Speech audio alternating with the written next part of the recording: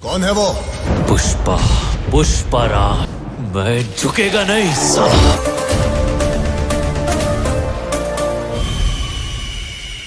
তাহলে বাংলাতে মুক্তি পাবে পুষ্পা 2। অন্যদিকে রামায়ণ মুভি থেকে সরে দাঁড়ালো ইয়াস। ফাইনালি সিয়াম আহমেদের জঙ্গলিতে কে থাকবে হিরোইন হিসাবে জানা গেল। প্রথমেই আসি রামায়ণের কাছে।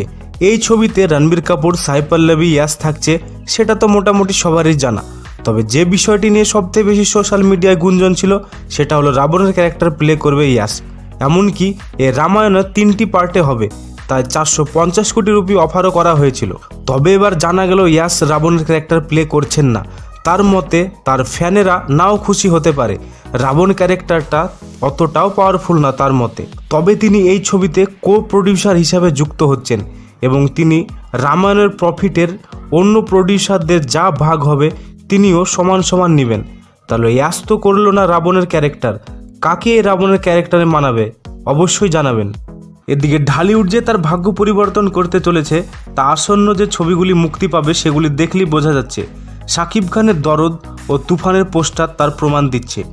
শাকিব খানের পাশাপাশি আরেক চলচ্চিত্র শিল্পী সিয়াম আহমেদের জঙ্গলির পোস্টার দেখে কিন্তু দর্শক প্রচণ্ড এক্সাইটেড। এই জঙ্গলি ছবির পোস্টার দেখলে বুঝতেই পারবেন না এটি সিয়াম।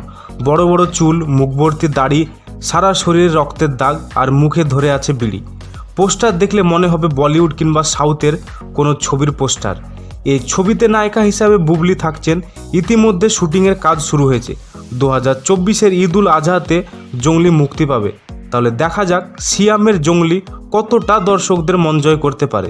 ফাইনালি আসি পুষ্পা 2 এর কাছে। পুষ্পা 2 যেহেতু প্যান ইন্ডিয়া আকারে মুক্তি পাবে তাই হিন্দি, কানাডা, তামিল, তেলেগুর পাশাপাশি বাংলাতেও ডাব হবে ছবিটি। আনন্দবাজার পত্রিকায় একটি রিপোর্ট বেরিয়েছে পুষ্পা 2 বাংলাতেও ডাবিং হয়ে মুক্তি পেতে পারে। আর আলু অর্জুনের কণ্ঠ দেবেন কলকাতার সিঙ্গার তিমির বিশ্বাস। তবে এ ব্যাপারে এখন পর্যন্ত কেউ কোনো খোলাসা করেনি। তাহলে দেখার বিষয় পুষ্পা 2 বাংলাতে ডাবিং হয়ে মুক্তি পেলে কতটা সফল হয়।